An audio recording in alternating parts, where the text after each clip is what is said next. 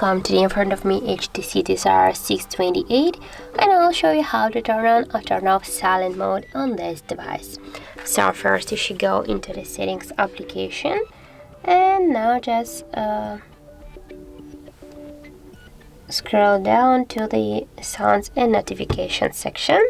Here, as can you see, we got the sound profile, we got the normal one, but we can switch it here to the silent one, and by this way we just enable the silent mode on our device. And now, for example, when we will press our volume button, you can see that our ringtones and notifications, they are muted. And if you want to just turn off the silent mode, you can switch the silent here to the normal one again, and as can you see, our ringtones and notifications just will ring.